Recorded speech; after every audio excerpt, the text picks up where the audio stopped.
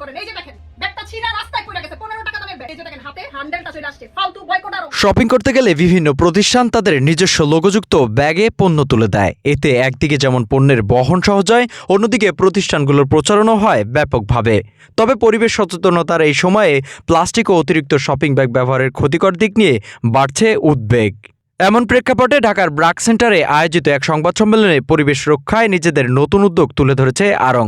অনুষ্ঠানে জনসাধারণের উদ্বেগ, প্রচলিত ভুল ধারণার ব্যাখ্যা এবং ব্রিং ইওর অন দ্য ক্যাম্পেইনের ইতিবাচক প্রভাব তুলে ধরা হয়।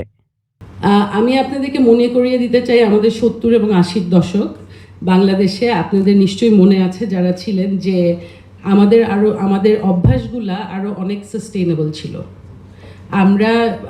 আমার মনে আছে ছোটবেলায় বাজারে যেই যেতেন চটের ব্যাগ নিয়ে যেতেন এবং বাসার থেকে ব্যাগ নিয়ে বাজার করতে যেতেন মানুষ, এবং সেই ব্যাগে বাজার করে আসতেন, এবং এইভাবেই আমরা অভ্যস্ত ছিলাম।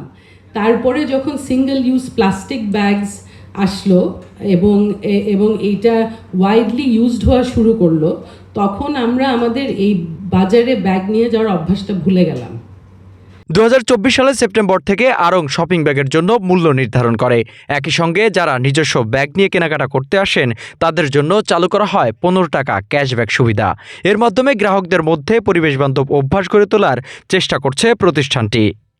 আড়ং জানায় 2025 সালে সেপ্টেম্বর থেকে 2026 সালের মার্চ পর্যন্ত সময়ে এই উদ্যোগের ফলে প্রায় 46,79,000-এরও বেশি শপিং ব্যাগ সাশ্রয় হয়েছে, যা হাজার হাজার গাছ রক্ষার সমতুল্য।